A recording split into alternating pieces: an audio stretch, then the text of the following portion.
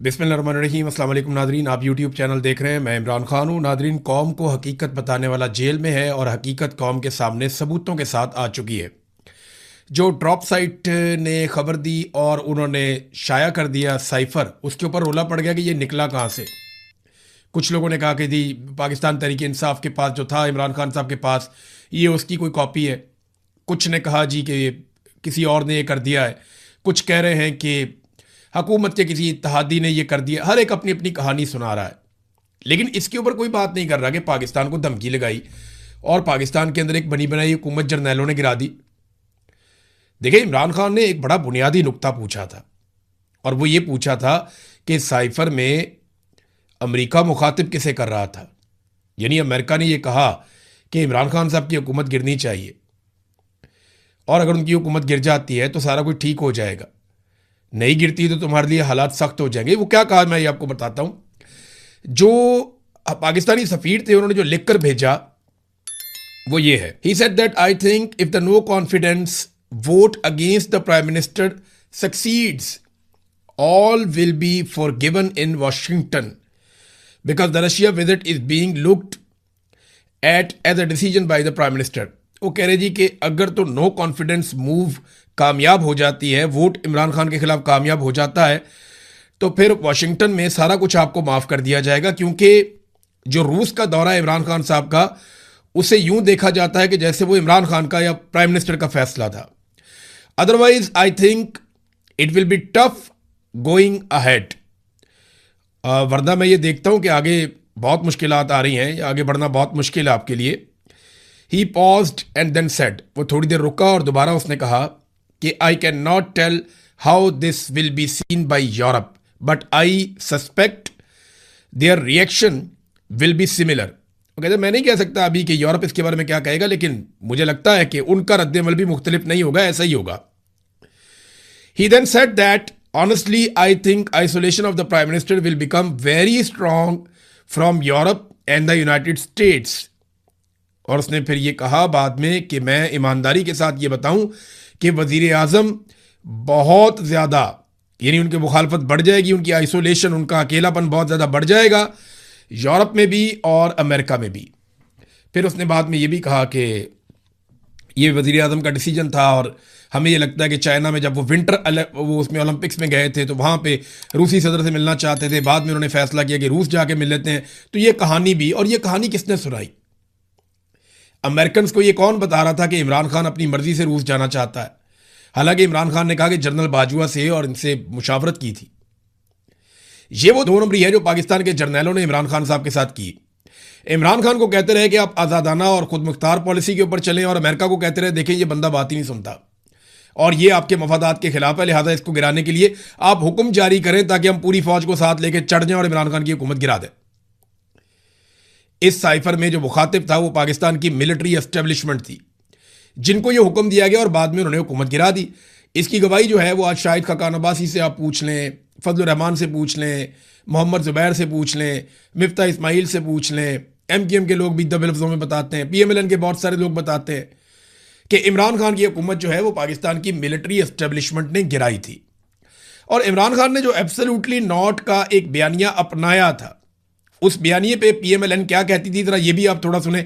हमजा शहबाज जो वजीर आजम का बेटा है वो क्या कहता था, ये सुने आप। ये आदमी बहुत हवासी में अनाप शनाप कहता है, यूरोपियन यूनियन को ललकारता, किसी को एब्सोल्युटली नॉट कहता है। ये अपना ज़हनी तवाज़ुन खो बैठा है। देखें, वो कह रहे हैं जी एब्सोल्युटली नॉट कहना या यूरोपीय यूनियन को ये कहना कि हम कोई गुलाम नहीं है, वो उन्हें बहुत बुरा लग रहा था। ये कह रहे जी अमेरिका ने वेंटिलेटर लगाए हुए हैं, वो जब चाहेगा खींच लेगा, हम फारिग हो जाएंगे। मैं आज उन दिनों के अखबारात निकाल कर पढ़ रहा था, और BBC को देखें आप, जो पाकिस्तान के दीगर अखबारात हैं आप उनको निकाल कर देखें तो कैसे माहौल बनाया गया इमरान खान साहब की हुकूमत गिराने का। अदलिया इसके अंदर इस्तेमाल हुई, एस्टेब्लिशमेंट ने सबको इस्तेमाल किया, सियासतदानों को इस्तेमाल किया, अदलिया को इस्तेमाल किया, मीडिया को इस्तेमाल किया, सिक्योरिटी फोर्सेस को इस्तेमाल किया, इंतज़ामिया को और ब्यूरोक्रेसी को इस्तेमाल किया, और तमाम टूल्स इकट्ठे करके पाकिस्तान के जर्नैलों ने इमरान खान साहब की हुकूमत गिरा दी थी। और आज ये चीज़ साबित हो गई है। अच्छा, वो जो सोच कर गिरा रहे थे उसमें से कुछ भी नहीं हुआ। ना जनरल बाजवा को एक्सटेंशन मिली, नदीम अंजुम कहाँ गया, वो भी नौकरी से फारिग हो गया। यानी रिटायरमेंट तो नदीम अंजुम की लेट हुई लेकिन हो गई ना। नदीम अंजुम भी गया, जनरल बाजवा भी गया, जनरल फैज़ जो है वो जेल के अंदर है, तो किसी को कुछ नहीं मिला। इमरान खान साहब जेल में है, लेकिन पाकिस्तान के सबसे मकबूल लीडर हैं। आज का दिन बहुत इंपॉर्टेंट है। इससे पहले कि साइफर की कहानी में आगे आपको सुनाऊं जो नई डेवलपमेंट है, लेकिन उससे पहले मैं आपको बताता हूं कि इमरान खान साहब से आज मुलाकात का दिन है, मंगल का। और आज के दिन के लिए डेडलाइन दी थी सुहेल अफरीदी ने, और ये उनकी अपनी पर्सनल उन्होंने डेडलाइन दी हुई थी कि हम बड़ा सख्त मौक़िफ़ लेंगे अगर अगले हफ्ते मंगल वाले दिन इमरान खान साहब की उनकी फैमिली से मुलाकात ना करवाई गई या उन्हें अस्पताल मुंतकिल ना किया गया इलाज के लिए। इसी तरह एक डेडलाइन दी थी महमूद खान अचकज़ई ने, और उस डेडलाइन का दिन भी आज मंगल के दिन तक है। तो अब देखना यह है कि इन दो अहबाब ने जो डेडलाइन दी है, एक वज़ीर आला हैं खैबर पख्तूनख्वा के, उनके पास खैबर पख्तूनख्वा की हुकूमत और इख्तियारात हैं, और इमरान खान साहब ने स्ट्रीट मूवमेंट के हवाले से भी उन्हें कह रखा है। और दूसरा महमूद खान अचकज़ई, जिन्हें इमरान खान साहब ने एक छोटी जमात होने के बावजूद, एक सीट होने के बावजूद अपोजिशन लीडर का ओहदा दिया ताकि वो खुलकर तहरीक चलाएं। तो देखना यह है कि ये दोनों लोग अब क्या करते हैं, क्या मौक़िफ़ अपनाते हैं और किस तरीके से अपना एहतजाज रिकॉर्ड करते हैं। बहरहाल जुमे के लिए उन्होंने अनाउंस किया अपोजिशन ने कि महंगाई के खिलाफ वो एहतजाज करने जा रहे हैं। तो महंगाई के खिलाफ बहुत लेट, बहुत देर से ये एहतजाज करने जा रहे हैं। इन्हें बहुत पहले अवाम के साथ खड़े होना चाहिए था, लेकिन चले देर आए दुरुस्त आए, देखते हैं कितना तगड़ा एहतजाज ये महंगाई के हवाले से कर सकते हैं। तो पाकिस्तानियों को सबको निकल के ना किसी पॉलिटिकल पार्टी की तरफ देखे बगैर इस अंधाधुंध किस्म की महंगाई के खिलाफ आवाज़ उठानी चाहिए। अब दोबारा इस महीने के बिल आना शुरू हो गए हैं, बिजली के बिलों की जो दुर्गत बनी है, और जिस किस्म के इनसेन किस्म के यानी पागलपन वाली हद के बिल जो आ रहे हैं लोगों को, वो पढ़ के बंदा सर पकड़ के बैठ जाता है कि ये किस नौयत के बिल हैं।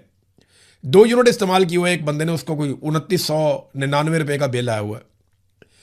मैं तो अजीब अजीब किस्म के बिल और ये डॉक्यूमेंट्स देख के हैरान हो रहा हूँ, किस किस किस्म के टैक्स इन्होंने लगा दिए हैं बिलों के अंदर, आप सोच भी नहीं सकते। बहरहाल इमरान खान साहब से आज मुलाकात होती है या नहीं होती, इस पे मुनसर है पाकिस्तान तहरीक इंसाफ का अगला लाया अमल। और आज वैसे भी ये फैसला किया गया था कि बड़ी तादाद में लोग आएंगे, खास तौर पे पार्लियामेंटेरियंस। तो ये देखते हैं कि वो लोग आते हैं या नहीं आते, क्योंकि साइफर वाली कहानी ने हर चीज खोल कर रख दी है। ड्रॉप साइट ने इस पर एक और स्टोरी की है। उन्होंने ये दावा किया कि उन्हें ये जो खबर मिली है, ये जो साइफर वाली या जो साइफर का डॉक्यूमेंट उनके हाथ लगा है, ये प्राइम मिनिस्टर ऑफिस से नहीं उनके हाथ लगा। उनका यह दावा है कि ये डॉक्यूमेंट उनके हाथ लगा है जो मिलिट्री को दिए गए थे डॉक्यूमेंट्स, उनमें से एक। यानी साइफर को किसने लीक किया, ये सवाल पूछा जा रहा है ना, तो फौजियों में से किसी एक फौजी ने लीक किया, ये अब इसके अंदर बताया जा रहा है। मौजूदा रजीम के हामियों की जानिब से इमरान खान पर गद्दारी का मुकदमा करने के मुतालबात के बाद ड्रॉप साइट का एक और बड़ा इंकशाफ सामने आया है। साइफर के आखिर में जो मौसूल कनिंदगान की फहरिस्त के साथ की गई तरमीम इंतहाई अहमियत की हामिल है, और ये कहाँ से लीक हुई इससे आइडिया हो जाता है, और दूसरी ये इसका जरिया कौन था और कौन नहीं था, ये भी इससे पता चलता है। बाज़ के आसराइयों के बरक्स ड्रॉप साइट की जानिब से जारी करदा कॉपी वज़ीर आज़म के दफ्तर से हासिल नहीं की गई। ये पाकिस्तानी फौज के अंदर से आई थी, एक ऐसे शख्स की तरफ से जो मुल्क की क़यादत की सिमत से मायूस होकर और बदजन हो चुका है। अच्छा, ये कई लोगों को भेजी गई थी ये कॉपी। जिन लोगों के पास थी उनमें से एक फौजी जरिए ने, अब यह दावा किया जा रहा है, ये ड्रॉप साइट को पहुंचाई है, और उन्होंने फिर उसके बाद उसको छाप दिया है। मौसूल कुनिंदा जो है वो एक फौजी था जिसने मायूस होकर, उसको लगा कि पाकिस्तान का तो बेड़े गर्क कर दिया इन्होंने साइफर के बाद, तो उसने ये बाहर निकाल दिया। अब ये कौन हो सकता है, अपना अपना ज़हन आप सारे लोग लड़ाएं, क्योंकि इसके बारे में ड्रॉप साइट ने बताया भी नहीं और मेरे ख्याल में बताएगा भी नहीं, बताना भी नहीं चाहिए, अपना सोर्स कभी भी डिस्क्लोज नहीं करना चाहिए। पाकिस्तान के मीडिया को यह हुक्म दिया गया है कि कुछ भी हो जाए आप साइफर के मामले पे ज़्यादा बहस नहीं करेंगे, यानी आपने इसके कंटेंट पे बात नहीं करनी कि इमरान खान की हुकूमत गिराई गई, ये कोई साजिश थी, ये कोई मुदाखलत थी। वैसे साजिश और मुदाखलत तो नहीं है, ये खारिश है जो पाकिस्तान की एस्टेब्लिशमेंट को लगी हुई है पीछे 78 साल से।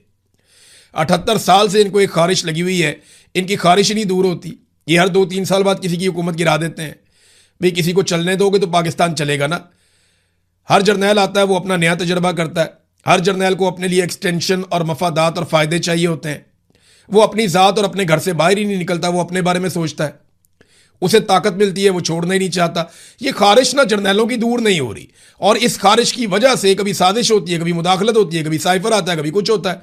कितनी ही हुकूमतें इन्होंने गिरा दी, नवाज शरीफ की हुकूमतें बार बार गिराई, बेनज़ीर की गिराई, यूसुफ रज़ा गिलानी की हुकूमत गिरा दी, इमरान खान की हुकूमत गिरा दी। लेकिन इमरान खान एक ऐसा आदमी है जिसकी हुकूमत इन्होंने गिराई तो इमरान खान ने कहा कि भाई मेरी हुकूमत आवे या ना आवे, मैं बेनकाब करूंगा, बताऊंगा कि तुम लोगों ने क्या किया इस कौम के साथ। और सारी कौम को इमरान खान का शुक्रिया अदा करना चाहिए। नवाज शरीफ, पीपल्स पार्टी, फजलुर रहमान की जमात, ANP, MQM, तमाम जमातों को चाहिए कि वो इमरान खान का शुक्रिया अदा करें कि पाकिस्तान की मिलिट्री एस्टेब्लिशमेंट गुज़िश्ता 78 साल से पाकिस्तान में जो घिनौना खेल खेल रही थी, इमरान खान ने उसके आगे बंद बांधने का बंदोबस्त किया है। अगर ये जमातें सिर्फ 5% भी मेहनत करना जितनी इमरान खान ने काम कर दिया है तो मिलिट्री एस्टेब्लिशमेंट हमेशा के लिए पिंजरे में बंद हो जाएगी और ये सिर्फ हुक्म बजा लाया करेंगे। इनके कारोबार ठप हो जाएंगे और ये बैरकों में बैठेंगे और ये बिल्कुल वैसे काम करेंगे जैसे इंडिया की फौज, ईरान की फौज, अमेरिका की फौज, बरतानिया की फौज, बाकी तमाम बड़े जमहूरी ममालिक की फौजें जिस तरह काम करती हैं वैसे पाकिस्तान की मिलिट्री एस्टेब्लिशमेंट भी उसी तरह काम करेगी।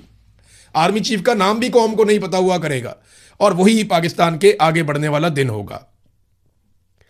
अब नाज़रीन, मीडिया को तो ऑर्डर दे दिया गया कि साइफर पे बात नहीं करनी, बात करनी है तो ये बात करो, ये साइफर निकला कैसे, रोला इसके ऊपर डाल दिया और कईयों की ड्यूटी लगा दी कि ये साबित करो कि साइफर में तो कुछ भी नहीं है, इमरान खान ने तो कोई और बात की थी, यहां बात कोई और है। नहीं, मैंने आपको पढ़ के सुनाया जो इमरान खान ने कहा वो आज साबित हो रहा है। कोई भी इसके मवाद के ऊपर गौर नहीं कर रहा। जो टाउट सहाफ़ी हैं उनके पेट में मरोड़ उठ रहे हैं और वो परेशान है कि जनाब ये साइफर बाहर कहां से आ गया।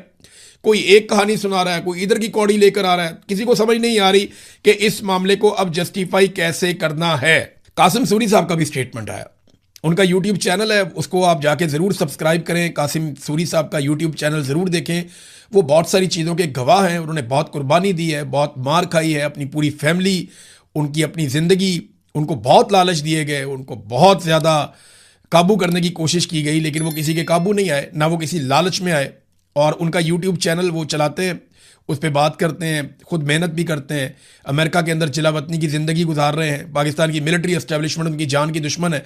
काजी फ़ायद ईसा कासिम सूरी साहब को ढूंढा करता था, अब काजी फ़ायद ईसा को लगता है कासिम सूरी साहब ढूंढेंगे कि जनाब बताओ ये साइफर आ गया, मैं जो कहता था वो ठीक था। अब उन जजों का भी एहतसाब होना चाहिए जिनको ये कहा गया कि जनाब ये धमकी है, ये तरीका वारदात है, अमेरिका के हुक्म के ऊपर सारा कुछ हो रहा है, ये सारा अमल मशकूक है, कासिम सूरी की रूलिंग ठीक है। लेकिन उन जजेस ने कहा नहीं, हमने हुकूमत गिराने का हिस्सा बनना है और सबने मिलकर हुकूमत गिरा दी। एक और चीज आप गौर कीजिए, ये साइफर आया कब? ये साइफर आया 7 तारीख को और तहरीक अदम एतमाद कब पेश की गई? 8 तारीख को। साइफर 7 मार्च को आता है, तहरीक अदम एतमाद 8 मार्च को आती है। इसका मतलब पता है आपको? इसका सादा सादा मतलब यह है कि अमेरिकन को पहले से पता था कि तहरीक अदम एतमाद जरूर आएगी और वो आ रही है। देखिए, पाकिस्तान के अंदरूनी एक पॉलिटिकल मैटर के ऊपर अमेरिका को इतनी जबरदस्त इंफॉर्मेशन नहीं हो सकती कि वो एक दिन पहले आपके सफीर को बुलाए और बुलाकर बैठ के उससे ये मुतालबा करे कि कल जो तहरीक अदम एतमाद आने वाली है उसकी कामयाबी से मशरूत है आपकी माफी, कि हम आपको माफ कर देंगे। ये बड़ी घटिया जुबान है कि हम आपको माफ कर देंगे। ऐसी जुबान तो अभी वो बोले ना ईरान के खिलाफ तो ईरान गले पड़ता है, किसी और के खिलाफ बोले ना यूरोपीय मुल्क के खिलाफ वो गले पड़ते हैं।